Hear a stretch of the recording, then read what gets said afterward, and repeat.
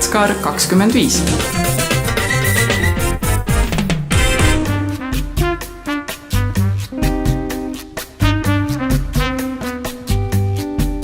Jazzitiiva Diane Reeves oli kõige säravam esineja, kõige kirkam täht, kui öelda poeetilisemalt. Ja veel oli muusikat igast ilmakaarest ja oli mitmesugust. 2006. aasta Jatskar ise oli aga varasematega võrreldes killustatud ja pihustatud väiksemate saalide vahel. Õiget fookuspunkti ja festivali keskust nagu ei olnudki enam. Tallinnas toimusid kontserdid 16 esinemispaigas, aga üllatus küll, publiku number ei vähenenud. Jatskar oli endiselt magnet.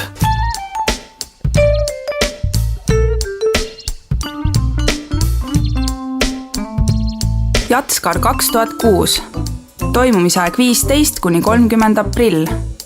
33 kontserti Tallinnas, lisaks kontserdid 12 Eestimaa linnas. Tallinnas toimub festival 16 esinemispaigas. Pikka aega Jatskari peaareeniks olnud Sakala keskuse asemel on kivihunnik ja ehitusplats. Esineb 30 koosseisu, 20 riigist 144 muusikut. Kuulajaid oli 15 000.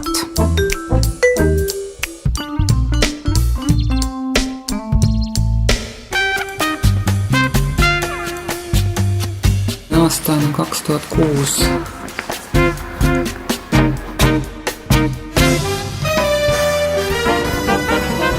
Postimees Jatskare mootorist. Kui Anne Erm seda ei teeks, siis seda üritust Jatskar ka ei oleks. Sirp, nad tegid seda jälle.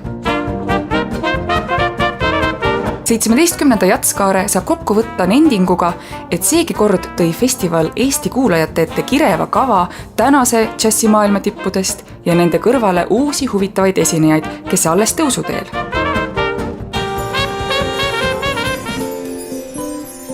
Selle väga kõige meeldivam kontsert oli ilmselt Estonia kontsertisaalis Diane Reeves. Selline hästi südamlik kontsert kahe kitarriga, et laulis nii minu kõrval, ma ei teeks minu kõrval istus, aga seal liidates pisarad voolasid. Jah.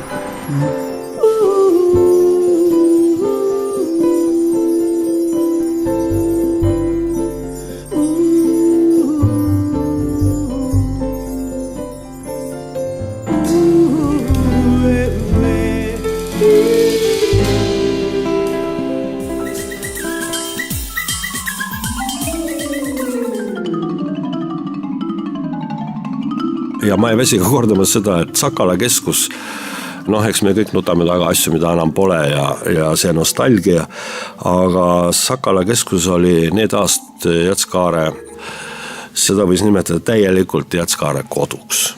Või ütleme, need 3-4 päeva, mis festival toimus, siis väga raske oli sealt majast nagu välja minna, ka siis, kui ise momendil esinenud või ainult kuulajana oli. Bassimängija Toivo Unt räägib, palju kordi Jatskare laval esinenud mees. Ja kõik see melu ja kõik see, mis teebki festivalist festivali, ongi see, mis toimub ka kõrvalruumides.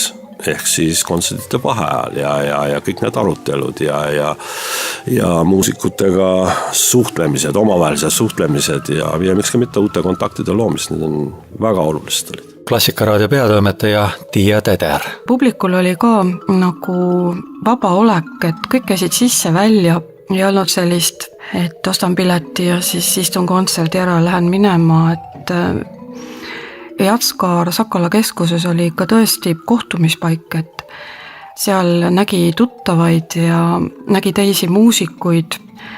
Sellise festivali kohana oli Jatskar ja Sakala keskus, ma arvan küll hästi ühtekuuluvad ja Sakala keskus andis Jatskarele selle niisuguse vaba meeleolu, mis kui mõelda nüüd 90ndate peale, siis oligi nagu selline vaba aeg, et kõik on ees ja kõik nüüd tuleb ja kõik on võimalik ja näete, välismaa staarid on laval. Meil läheb nagu aina paremaks, et see oli nagu väga optimistlik aeg. Kindlasti on olemas praegu paremaid kohti, kui oli Sakala keskus, aga nagu me teame, kõik asjad toimuvad oma ajas ja ruumis. Tegelikult see lava oli algvariandis suht kitsas ja ega need lavatagused ruumid olid ka nii, nagu nad olid. aga just seesama, mis saali kõrval oli see jalutamisruum, siis samuti see väike saal. See teebki sellest festivali, kui saadakse ka veel omavahel suhelda. Ja sellist võimalust oli Sakala keskuses sohtralt olemas. Ja hiljem, kui Anna hakkas tegema veel neid ööreive ja kõiki asju ja jazzreive, eks ole, seal ees, fuaees ja nii edasi, siis neid kohti, kus olla ja kuulata, oli Sakala keskuses väga palju, kuigi ta ei olnud ju algselt ehitatud mitte jazzfestivali jaoks, nagu me teame. Aga ta kujunes kuidagi niimoodi välja ja see oli tõeliselt mõnus Jätskaare kodu, ütleme nii.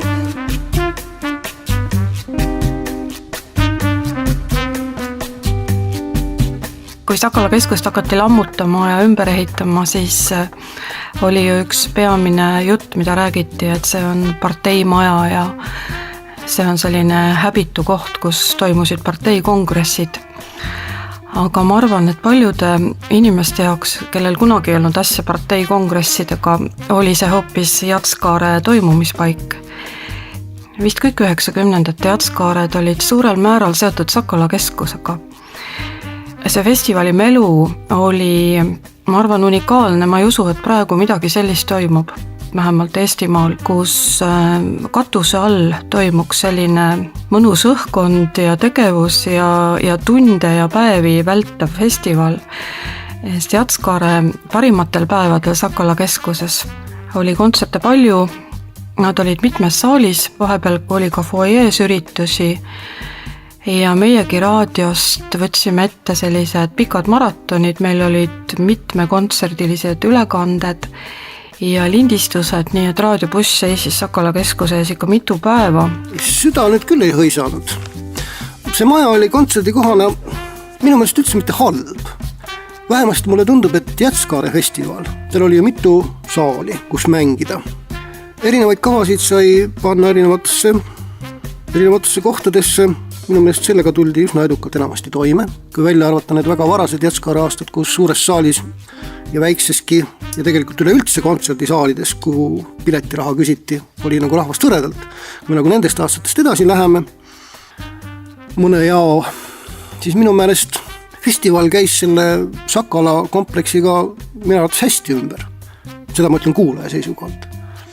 Nii et mina nagu ei hõisanud midagi. Tiit Kusnets räägib. Praegu on nagu selles mõttes kummaline olukord. Kui Jätskaare alustas, oli Sakala tookordne suur maja, uus maja. See oli uus Sakala. Seal kõrval on vana Sakala, kus ka mõned kontserdid toimusid. Nüüd siis veerand sajandit hiljem, vana Sakala on alles, uus on kadunud. Selle asemel nüüd on üks teine saal, võeti seal on väga palju ruume. See on üks suur maja väga paljude ruumidega. Ja ka sealt on kuuldud ju küll suurest saalist nii mõndagi head kontserti tegelikult. Nii et on nagu on.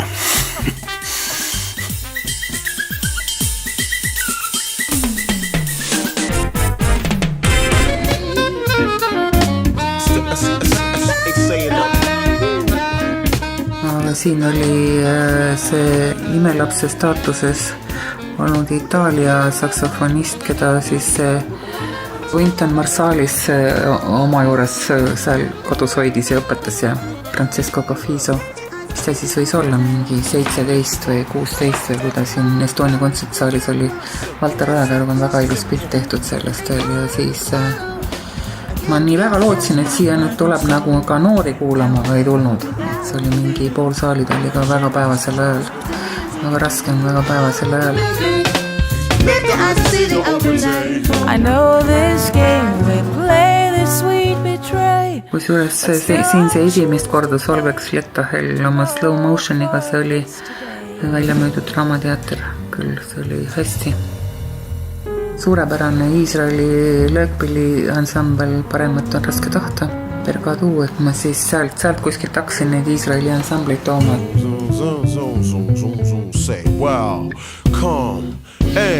Siis inglise noorsaks Suveto Kinch.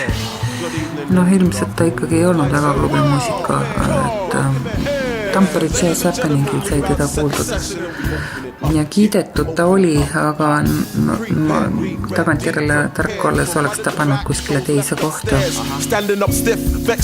Chalice on klubilaval meil olnud koos Siim Aimla mingi koosseisuga. Tortured Soul läks väga-väga hästi, väga.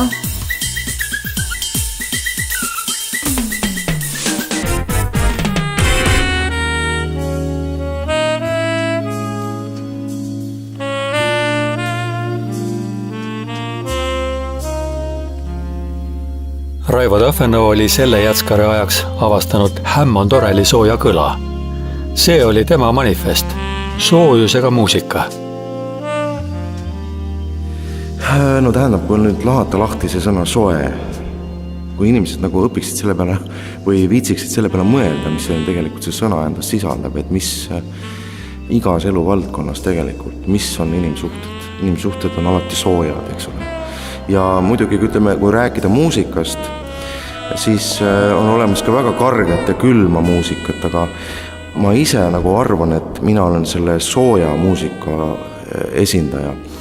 Ja seda nagu ma tahakski nagu rõhutada või nagu esile tuua seda just soojust. Ja mis üks asi veel, arvatakse, et see soe muusika on alati mingisugune Kuuba, ma ei tea, salsa ja Brasiilia ja kõik see on ka väga soe.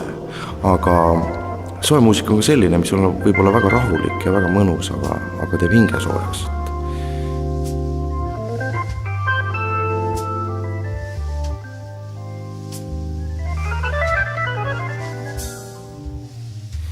No vot, mina ei tea, mul on nüüd viimase aasta jooksul olnud küll selline, selles mõttes nagu oreli vaimustuses, et ma olen kuulanud väga palju plaate, kus mängib orel. Seal on mingisugune impulss on selles pillis sees, et kuidagi selles digitaalses maailmas, kus kõik tegelikult läheb elektroonikaks ja siis, kui sa näiteks õnnestub näha oreli sisu näiteks, mismoodi niisuguse Hammond orel välja näeb ja seal on lambid, mis on nagu nii analoog ja niivõrd kuidagi ja see orel läheb soojaks. No otsa mõttes, et ta on peale sellist korralikku proovi või kontserti, see orel läheb soojaks, et ta on nagu selline, ta on nagu elus asi, et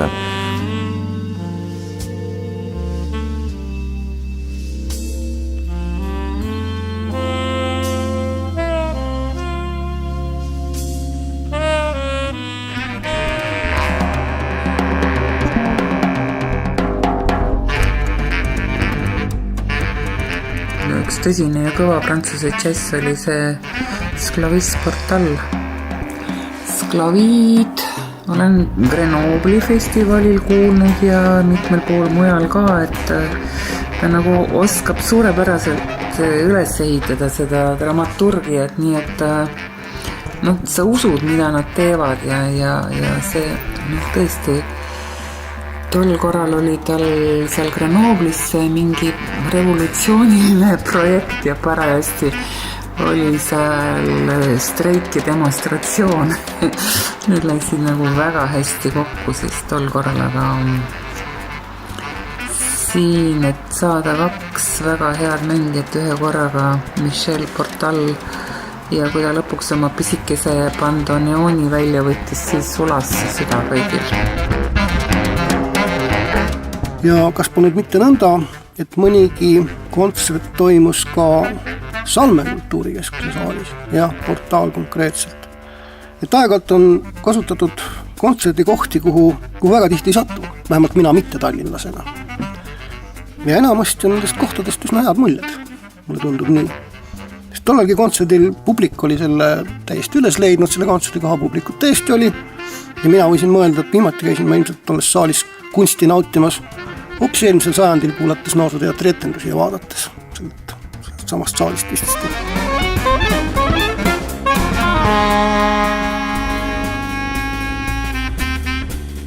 Donc si je vais dans l'adolescence et très vite dans la jeunesse, je suis né dans les Pyrénées-Atlantiques, ça veut dire presque à la mer, disons du sud-ouest, près de l'Espagne et frontalier, c'est-à-dire la France, quoi. Siis juba 70-ndates eluaastates Michel Portal rääkis endast. Ta sündis Hispaania Prantsuse piiril, mitte kaugel merest. Isa poolt on ta rahvuselt bask ja ema poolt hispaanlane. Oma muusika kohta ütleb ta, et see on kirju. Il faut que je parle très vite de ça, c'est-à-dire que j'ai un itinéraire un peu hybride, si on peut comprendre ce mot, hybride, c'est-à-dire un peu polyvalent. So I am Luis Clavis, I am a clarinet and saxophone player, I come from France, I live in Lyon. Luis Clavis tutvustas ennast. Tema on klarnetimängija ja saksofonist. Elab Lyonis. We play our own music, we compose our music. We don't play standards or regular jazz, and we try to find our own way in this great music called jazz. Koos Vanameister portaaliga mängivad nad enda muusikat, ei mingeid džässi standardid või traditsioonilist džässi. Luis Clavis ütleb, et talle, kes ta algusest peale on otsinud selles suurepärases muusikas džässis oma teed, on enda loodud muusika mängimine väga tähtis. Ning kui küsida Luis Clavilt džässi kui muusika olemuse kohta, siis ütleb ta, et see peitub kollektiivsuses. It's a collective. This is the musician you play with, you know, because it's collective music. It's like a politic somewhere. Mõnes mõttes sarnanevad kogu see värk Clavis sõnul ka poliitikale. Seal saab igaüks välja öelda oma arvamuse. Tulemus on aga ühine. See džässmuusika kollektiivsus on Luis Clavis sõnul olulisem kui tema enda kompositsioonid selles. It's a collective.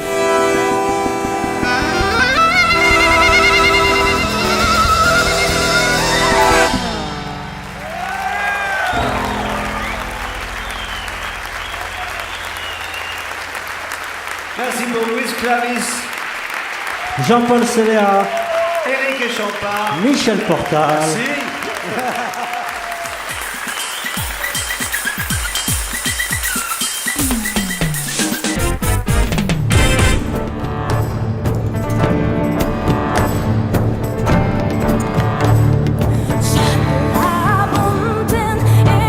Ja siin meil oli vist esmakordselt see Eivor ja Villu Veski Kaarli kirikus. Kord jälle kirikrahvast täis ja kõigile meeldis ja see Põhjala, väga Põhjala, see ei tohi olla Soome, Rootsi, see peab olema vähemalt Island nüüd siis, et kuna ta seal oli nagu Islandi parimaks lauluks valitud mingil aastaks, siis see ilus valgepäine neiud, no tal on karismat. My name is Eivor Pálsdóttir and I come from the Faroe Islands and I'm a singer and a musician and I love to play music. Eivor Pálsdóttir tutvustab ennast oma häälega. Tema on muusik ja pärit Fääri saartelt ja talle väga meeldib laulda. Ega Eivor nüüd päris täpselt ka ei mäleta, kuidas ja kus ta Villu Veskega kohtus, kuid fakt on see, et Tallinnas Jätskaarel nad koos mängivad. First of all, I get my inspiration from my roots from the Faroe Islands. I've been singing since I was little. I've always been singing. Loomulikult on Eivori muusikalätted juurte lähedased. Need on tema juured, Fääri saarte ja vanas traditsioonis. Ta on laulnud väikesest peale, nii kaua kui ta üldse ennast mäletab. Sealt see muusika tulebki juurtest, elust ja armastusest. Love and feelings. I am very happy about the band. I was very surprised and it's very inspiring to play with these great musicians from Tallinn and Finland. Yeah, it's a wonderful sound, a very Nordic concert. Eivor kiidab Eesti ja Soome muusikutest saatebändi, kellega ta oli meie kontserdi ja see põguse vestluse ajaks juba veidi proovi ka teinud. Väga põhjamaine kõla, ütleb ta, ning see tundub olevat hea. Mõned detailid siis veel toimumata kontserdi kohta lisab Villu Veski, kes kogu selle vestluse ajal on istunud Eivori kõrval. Ja, selles projektis on mul õnnestunud kutsuda mängima kõik need mängijad, kes minu meelest Eivori häälega, muusikaga ja sellega, mis ta üldse teeb, sobiksid. Olen kokku kogunud need inimesed, kellega on ka huvitav vestelda. Kui on millestki rääkida, siis saab ka muusikaliselt nagu ühise keele leida. Ja eks Kaarli kiriku suguses pühakojas tuleb väga palju sõnu nagu ütlemata jätta. Ka muusikaliselt. Ja ma loodan, et kõik mängijad on selleks valmis.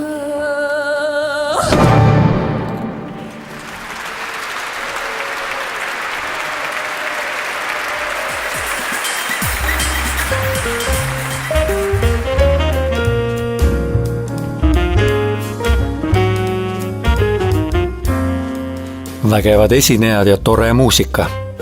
Jätskar paistis eemalt alati väga hea ja suur.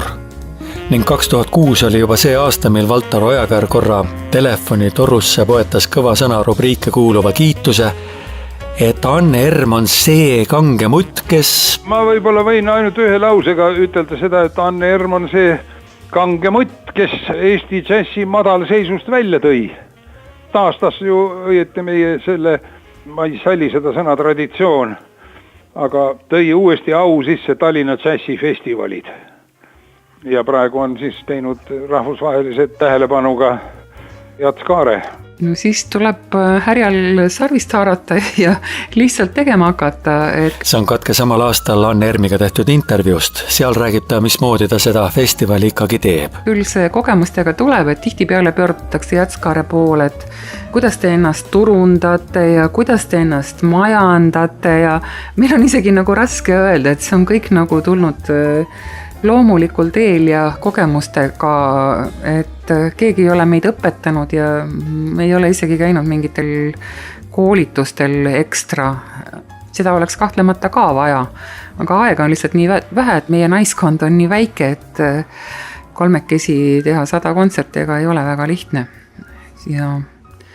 Aga loodame, et asjad lähevad paremaks ja siis on meil nagu veidi rohkem aega ja saame mõelda veel mitmes suunas, et praegu on siin Tallinn 2011 igasuguseid projekte ja väga mitmed projektijuhid tahavad ka Jatskaart haarata, aga meie omalt poolt tahame teha seda asja, mida me teeme lihtsalt hästi ja natukene veel võib-olla edasi arendada ja väga erilisi projekte. Praegu on nagu kõik eriline, et kõik püüavad, et neil oleks midagi väga erilist. Ka traditsiooniline võib olla väga hea.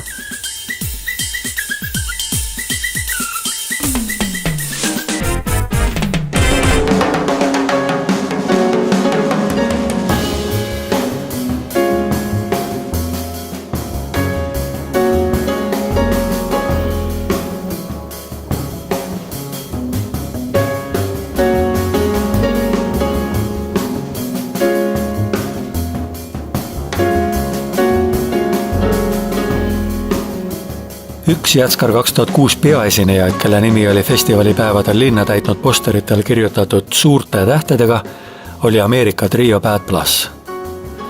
Nemad olid sellise kuulsusega bänd, et meeldib ka noortele. Ja oli teada, et nendes on mingi peaaegu rokkilik hoiak. Igatahes olid nad kuulsad, neist kirjutati, neid kiideti ja nad olid peaesineja. Trio eestkõneleja Ethan Iverson jagas mõned vihjed enne Tallinna tulekut, tegi seda telefoniga.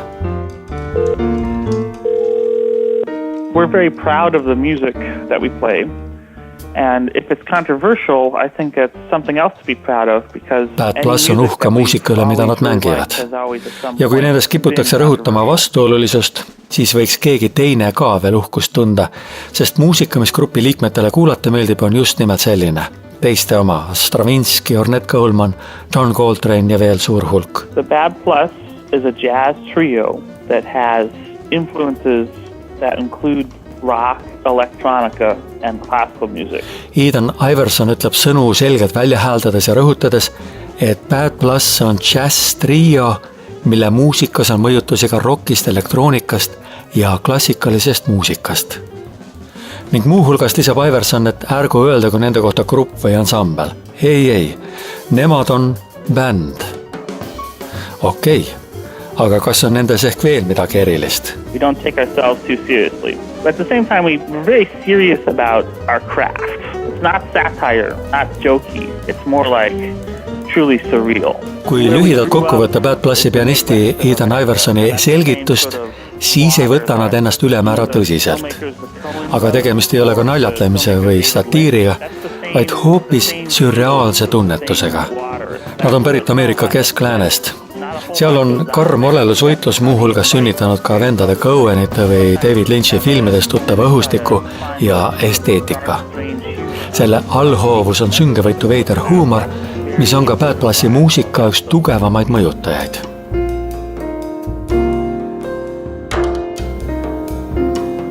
Bad Plus Rockofeesse toolidega meil siis ei olnud võtta järelikult saali selleks päevaks, et me Rockofeesse panime. ei toonud nagu nii palju rahvast, nagu kui oleks tahtnud. Tõesti äge USA trio, ees klaver, The Bad Plus. Selline bänd, mis võib rockida ja rollida ka lisaks džessi tegemisele, nii et ikka kohe on kuulda ja ikka mõikab.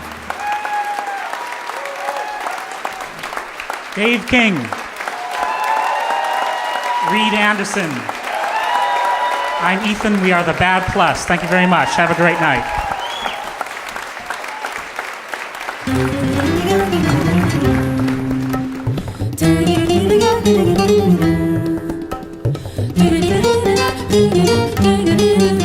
Oli selline vahva kooslus nagu Indoneesia, Holland, India, Boya Kih koos Ernst Reisigeriga. Ajakirjast Muusika loeme.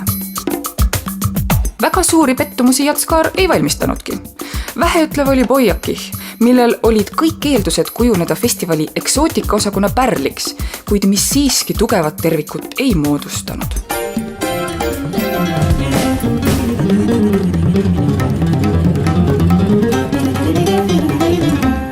Well, I am Monica Akihari. I'm originally from Indonesia, the Moluccan Islands, but I live in Holland and I'm a member of the Boya Kih group. Hollandis elav indoneeslanna ansamblist Boya Kih, laulja Monica Akihari. Hi, I'm Niels Bauer. I'm guitarist and composer. Gitarrist Niels Bauer on enamiku lugude autor. Hello, I'm Sandeep Bhattacharya from India. I'm the tabla player. Indialane Sandeep on tablamängija. Jatskaare kontserdi puhuks on ansamblil ka väga nimekas külaline. Hello, I'm Ernst.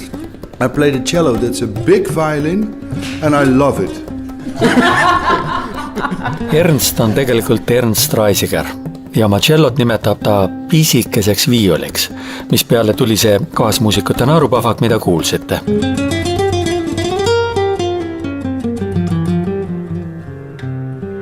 Ernst Reisiger mängib seda suurt poognaga villi, mille nimeks cello olla. Ta on mänginud äärmiselt mitmekesist muusikat. Mina arvates lausimprovisatsioonist, kõige vavamatest eksperimentidest kuni sellise koostööni võib öelda rahvalike muusikutega, folkloori esindajatega. See oli vahva kava ja ka need plaadistused, mis samast ajast pärinevad nii mõnigi neist sellelt väärikalt firmalt Winter ja Winter välja antuina. Minu mõelest oli see mõjus mõlemat pidi, nii laval kui plaadistusena. Just Ernst Reisiger võtab lühidalt ja kõige tabavamalt kokku ansambli Boya Kih olemuse. We just happened to meet in the Netherlands where we all live and we have all these different backgrounds as well and although we live in the world where we can have access to all different kinds of music, we also have different backgrounds, but the fact that we meet each other is a reality. See on inimlik kontakt maailmas, kus kõik ja igasugune on haarde ulatuses ning kõik võivad sellega peale hakata mida tahes. Aga nemad, kuigi nad on erinevad tausta ja kultuuriga, nemad elavad Hollandis. Nad on seal nii-öelda naabrid ja see on reaalsus, millest ansambel üritab võtta parimat.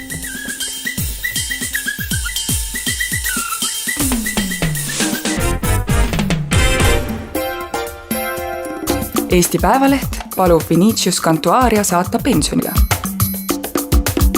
Küllap olen mina rumal, et ei tabanud ära brasiillase muusikalist geniaalsust, aga lavalt kuuldu oleks paremini sobinud mõnda suitsusesse lokaali jutuvadina taustaks.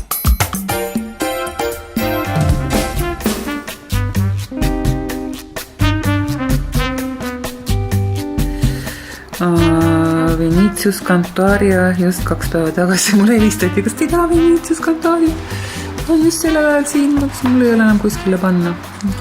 Et ta on selline süvenenum bossa, et ei ole ka üheselt kergelt kuulatav. Anne Erm, Bossa ja Airport Magazine. Eestlased armastavad Brasiilia bossa novat peaaegu nagu oma rahva muusikat.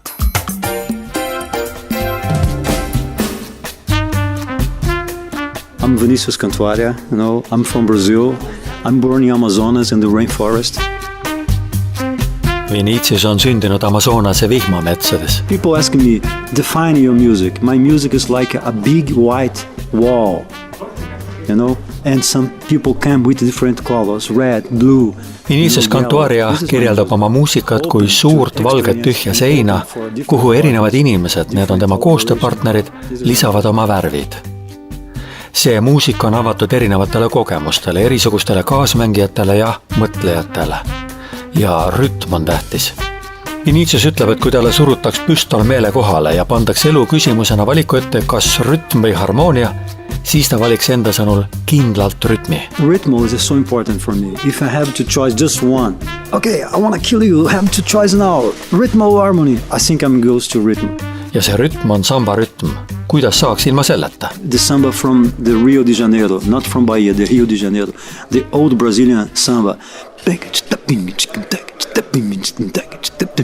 I think this, you know, my music comes from this, and then I think 95% of Brazilian music comes from the samba, you know. And then of course Brazil is a huge country, and then you have a different accents.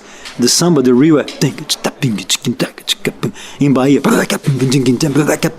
it's so different because different and the African people travels to Brazil. Kuuldu kõlab kui sissejuhatus Brasiilia muusikasse. Just Rio de Janeirost pärinev samba, mitte Bahia oma, rõutab Cantuaria, on tema muusika lähtekoht. Ja kuulsite, kuidas ta demonstreeris, mismoodi need kaks sambat on erinevad. 95% Brasiilia muusikast lähtuvad sealt. Ja Brasiilia on ju üks ilmatu suur maa, ütleb Cantuaria. Quiero hacer una canción romántica, bailar toda la noche y después hacer amor.